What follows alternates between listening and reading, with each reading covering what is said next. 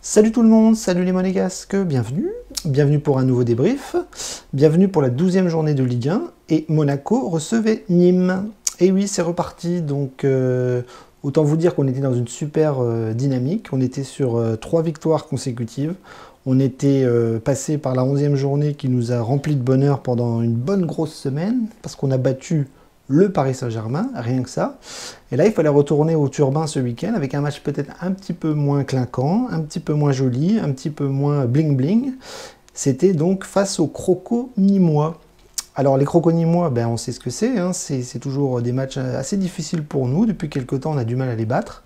On a tendance à faire des matchs nuls, à se faire rattraper, enfin à se faire accrocher contre cette équipe. Et donc, cet après-midi, donc, il fallait qu'on fasse tout pour surfer sur la bonne vague du moment, la vague positive, la vague de victoire, parce que 3 victoires consécutives, il en fallait 4, et il fallait rester en haut du classement pour rester vraiment à portée de fusil de Paris. Voilà, Paris avait fait match nul hier contre Bordeaux, et donc nous on avait une opportunité terrible de revenir grappiller un petit peu des points et revenir derrière le Paris Saint-Germain. Voilà.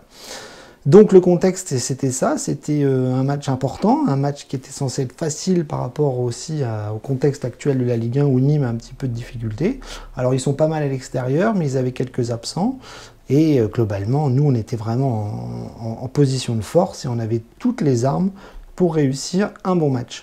Au niveau des absents, on avait toujours les mêmes. On avait Lecomte qui a toujours la main cassée. Et on a Golovin qui n'est toujours pas là. Alors lui, ça fait 3 mois qu'il est absent, c'est hallucinant. J'ai entendu dire qu'il ne serait pas là avant 2021, alors je ne comprends pas. Je pensais que ça devait être une petite blessure à la cuisse. C'est devenu un truc aussi long que des ligaments croisés, quoi. Enfin bon, bref, hallucinant. Mais en tout cas, les deux n'étaient pas là, mais tout le reste du groupe était présent. Il y avait les retours d'Aguilar et de Ben Yedder, donc on avait tous les feux qui étaient ouverts pour s'imposer contre Nîmes. Et ben... on l'a fait. Et oui, on l'a fait. On a gagné 3-0. Voilà, donc sur le papier, c'est parfait. Maintenant, on va voir un petit peu le contenu. Ça a été un match un petit peu différent de la semaine dernière. Et c'est tout à fait normal. PSG n'est pas Nîmes et Nîmes n'est pas PSG. Et donc forcément, la motivation n'est pas la même. Le style de jeu n'est pas le même. Et on a donc vu des Nîmois arriver à Monaco en essayant de bien défendre. Et puis en essayant de mettre le bus pour pas prendre une valise et pour essayer d'officier en contre. Donc on a vu une première mi-temps un petit peu, j'allais dire laborieuse, non pas laborieuse, on a été plutôt correct. Alors moi je vous arrête tout de suite, j'ai eu des gros soucis de connexion à la maison, des gros soucis d'internet, donc j'ai eu des actions entrecoupées, j'ai vraiment eu du mal à analyser le contenu en première mi-temps parce que j'avais un internet catastrophique. Mais bon, j'ai quand même pu regarder tout le match. Et donc la première mi-temps a pour moi été plutôt bonne, mais pas assez appuyée. Je m'explique. On a dominé, on a pressé, on a marqué, on a plutôt bien fait tourner le ballon et on a réussi à décrocher un petit peu le point faible de Nîmes, c'est-à-dire à force de défendre, eh bien, quand l'équipe adverse passe, eh bien, vous avez tendance à débloquer la situation. Et le scénario, ça a été ça, c'est-à-dire que le plus dur donc, a été fait par Monaco, avec un but de Diop extrêmement intéressant, à l'image de ce que veut Kovac, voilà, du pressing, une entrée dans la surface avec un Diop acharné qui frappe et qui marque... voilà, sur le côté droit du gardien nîmois. Donc on a réussi à débloquer la situation grâce à Diop, et donc ça a été très très très important, parce que dans ce genre de match, quand vous débloquez la situation, après normalement ça doit découler tout seul. Et on va voir qu'en deuxième mi-temps, c'est ce qui s'est passé. Nîmes a quand même beaucoup donné, a beaucoup perdu d'énergie. En plus, ils ont pris un rouge, donc ils ont fini à 10. Donc on a quand même eu tous les ingrédients positifs pour nous. Mais cette première mi-temps, ça a été un petit peu plus brouillon que d'habitude, en étant quand même très très sérieux. Donc en gros, on aurait pu en mettre un deuxième ou un troisième, ça nous aurait largement mis en position de force plus tôt. Mais à la mi-temps, on a vu que ça a été un petit peu compliqué. Et en deuxième mi-temps, on va voir qu'on a eu du mal à se mettre en route, mais après, ça a coulé tout seul. grâce à un pressing important, grâce à de l'intensité, grâce à des vagues monégasques qui ont quand même eu tendance à étouffer les Nîmois. Donc première mi-temps un petit peu laborieuse avec des erreurs techniques par-ci par-là, avec un petit manque d'efficacité offensive comme on a l'habitude de le voir, c'est-à-dire que souvent Monaco a tendance a du mal à concrétiser des occasions franches sur certaines parties de rencontre. Et là on a vu que contre Nîmes on en a mis qu'un et on aurait pu en mettre un peu plus. Donc voilà, on n'était pas inquiet non plus. Nîmes était largement en dessous d'un point de vue technique, et d'un point de vue tactique, nous on a réussi à remettre notre système habituel avec l'équipe type, sauf Ben Yedder qui n'était pas là, puisque revenant du Covid, il était sur le banc. Il n'y avait que juste Fabregas qui était réaligné dans ce fameux 4...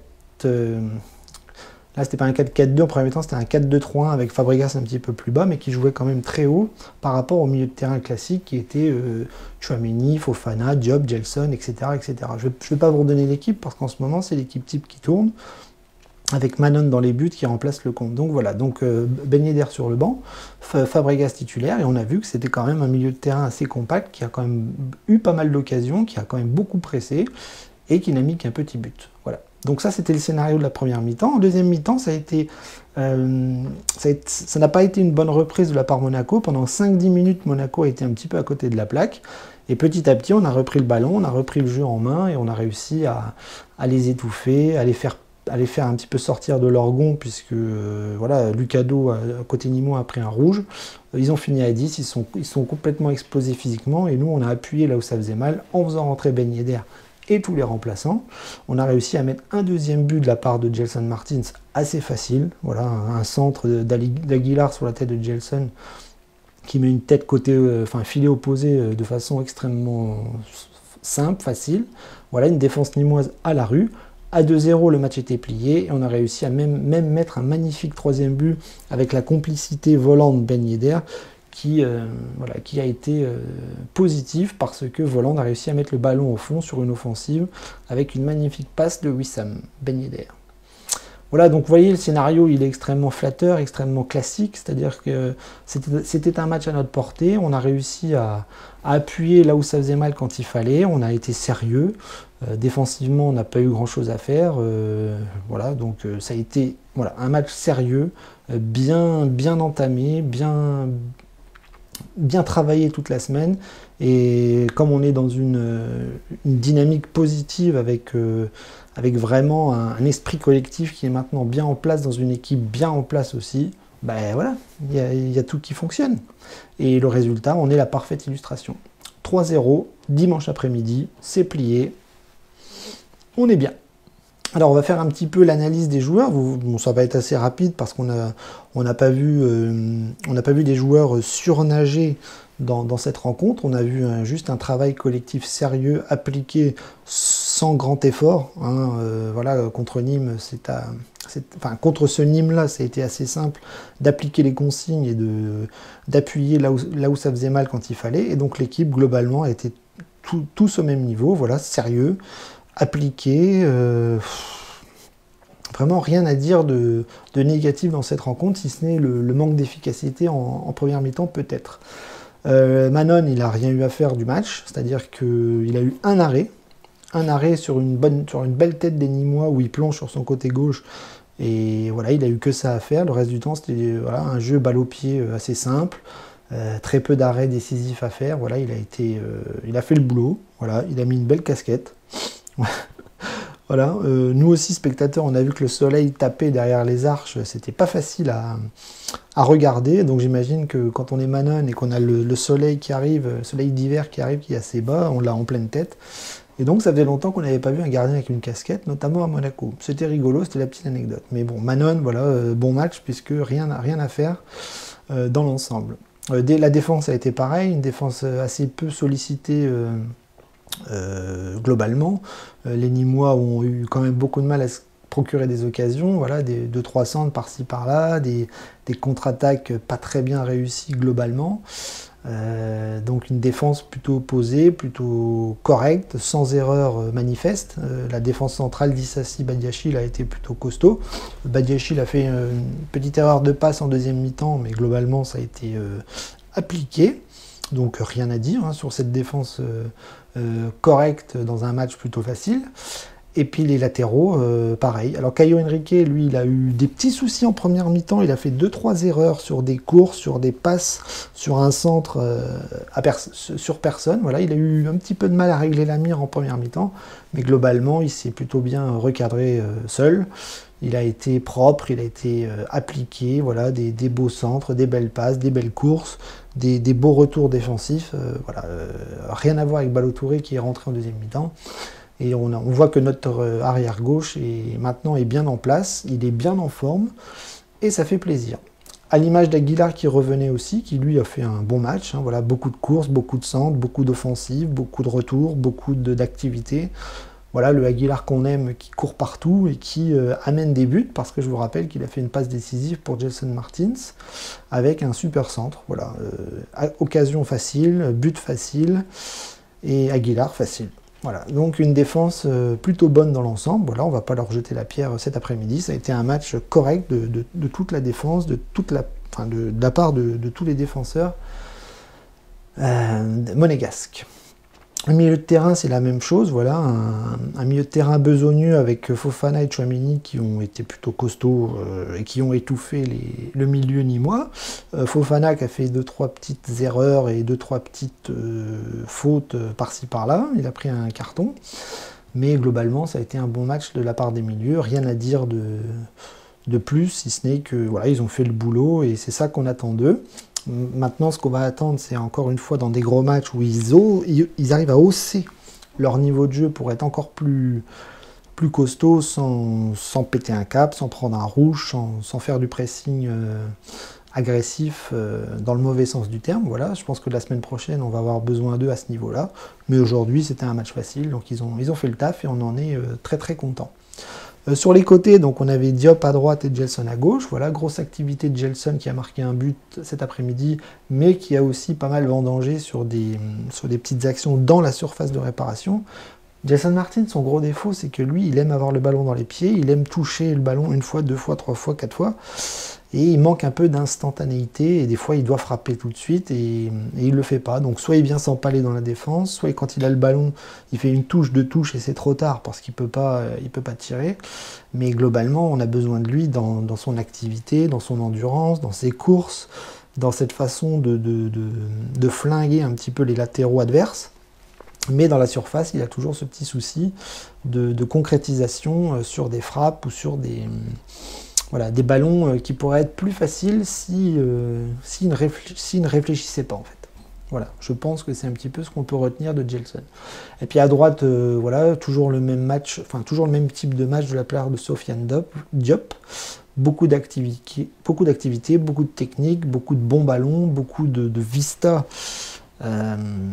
Actuellement de sa part, on ne sait pas si si Diop va être remplacé par Golovin dans les mois qui viennent ou dans les semaines qui viennent, mais lui il est bien en place, il est dans le 11, Kovac compte sur lui, et en plus il marque des buts, parce que ce soir il marque un but, enfin cet après-midi il marque un but, et il apporte beaucoup d'activité dans le milieu de terrain, il s'entend plutôt bien avec Aguilar, et pour moi c'est très bien, c'est très bien. Ce gamin nous fait beaucoup de plaisir, enfin il nous apporte beaucoup de plaisir, il nous fait beaucoup de bien, il apporte beaucoup à ses coéquipiers. Et comme il est jeune, il a encore une marge de progression qui est assez forte et on en a besoin en ce moment, vraiment. Donc voilà, Sofiane Diop, on en est content. L'attaque, donc ça a été Volande avec Fabregas derrière. Fabregas qui a fait une bonne première mi-temps, mais qui a eu tendance à s'éteindre en deuxième. Contre Paris, c'était l'inverse. Bon, ben voilà, on sait qu'il ne peut pas faire 90 minutes actuellement de par son âge et son activité, mais il est important. Il est dans le 11 quand on en a besoin. Et cet après-midi, voilà, il a fait une bonne première mi-temps, des bonnes passes, une bonne orientation. Enfin, le Fabregas que tout le monde connaît, on ne va pas le décrire comme si c'était un gamin de 17 ans. Hein. Tout le monde le connaît. Voilà. Donc, Volland, lui, a eu beaucoup plus de mal en première mi-temps. Il a raté pas mal d'occasions, il s'est un petit peu empalé sur la défense nîmoise, mais en deuxième mi-temps, c'était un petit peu plus ouvert avec la rentrée de Ben Yedder. On voit qu'il y a une complicité qui est en train de se former avec Ben Yedder. Manque de bol, il n'était pas là en première, donc il était un peu plus isolé dans les 45 premières minutes, mais en deuxième mi-temps, il a un petit peu explosé sur le front de l'attaque quand les Nîmois ont reculé et ont baissé le pied. Et Ben Yedder lui a offert un caviar en marquant un magnifique but. Donc voilà, donc un volant un petit peu en demi-teinte de par le système et de par l'absence de doublons. Voilà, Fabregas n'a pas joué attaquant, hein. Il faut pas rêver. Non, c'était un milieu de terrain beaucoup plus fourni avec de l'activité et du pressing comme Kovac le voulait. En deuxième mi-temps, voilà, ça a été un petit peu plus libre devant avec l'entrée de 2 attaquants à l'image de l'allemand et du français. Voilà, donc les remplaçants, on peut en parler aussi, parce que Ben Yedder a fait une bonne rentrée. Voilà, passe décisive sur un but. Il a raté aussi, voilà, il faut qu'il se remette un petit peu dedans après ces jours d'inactivité. Mais voilà, on va avoir besoin de lui dès la semaine prochaine, je pense, face à Lille. Et c'est bien qu'il revienne, parce qu'on en a follement besoin. Pellegrini est rentré, il a failli marquer un but, j'étais dégoûté. Une super tête plongeante avec un super barré de René, c'est dommage. Encore un centre d'Aguilar d'ailleurs, magnifique centre. Et ça fait chier, voilà, on aimerait bien que Pellegrini marque des buts. Il a du temps de jeu, il se blesse plus, il est là, et j'avais vraiment les boules, j'avais vraiment envie qu'il mette le 4e. Qui est rentré d'autre? Jovetic, Matazo et Ballo-Touré. Bon, Ballo-Touré, on va pas en parler. Et puis Jovetic et Matazo, ils sont rentrés très peu de temps, donc on n'a pas eu le temps de trop les voir, si ce n'est sur quelques offensives dans la surface où ils ont essayé de faire la différence, mais ça n'a pas fonctionné. Donc voilà, donc une équipe globalement qui a fait le taf, des joueurs qui n'ont pas été au top niveau, mais qui ont été haut niveau pour s'imposer dans un match facile, parce que pour moi ça a été facile, et le score en est la parfaite illustration. Bien, que dire du bilan? Que le bilan est très bon. On est dans une phase positive hallucinante en ce moment. 4 victoires consécutives, on n'a pas vu de ça depuis l'année du titre, depuis décembre 2017, si j'ai bien compris. Donc on est bien. On enchaîne les victoires, dans le jeu ça se ressent, ça devient de plus en plus fluide, les joueurs s'entendent de mieux en mieux. Devant on reclaque but sur but en ce moment, des 4-0, des 3-0, 3 buts contre le Paris Saint-Germain, etc., etc. On est bien et il ne faut pas que ça s'arrête, parce que on est en train de se mettre en haut du classement, enfin on est en train de se mettre très bien. Notre objectif c'est là-bas, c'est en haut du podium, lapsus, en haut du classement. Et il faut que ça continue. Donc la semaine prochaine, on a un match très difficile, peut-être plus difficile que celui contre le Paris Saint-Germain. On va à Lille. C'est un concurrent direct, c'est un prétendant au titre. Moi, j'ose le mot avec la période difficile du Paris Saint-Germain. Et donc, il va falloir aller faire un énorme match à Lille la semaine prochaine. Et je pense que les joueurs ont les capacités de ramener quelque chose là-bas. Surtout qu'en ce moment, on est bien, on est dans une bonne période et il faut en profiter.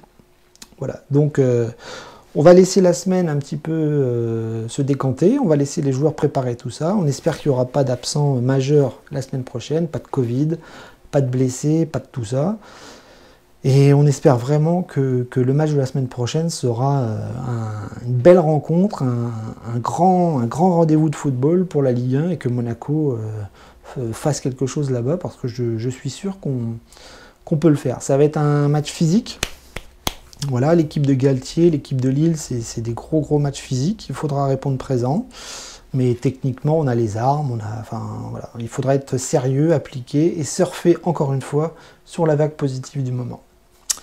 Voilà, donc je vous laisse savourer cette nouvelle belle semaine monégasque, parce qu'on est bien en ce moment et on passe des lundis, des mardis, des mercredis, des jeudis et des samedis formidables en ce moment avec notre équipe, et ça faisait longtemps et ça fait du bien. Dagemonegu, à la semaine prochaine et portez-vous bien.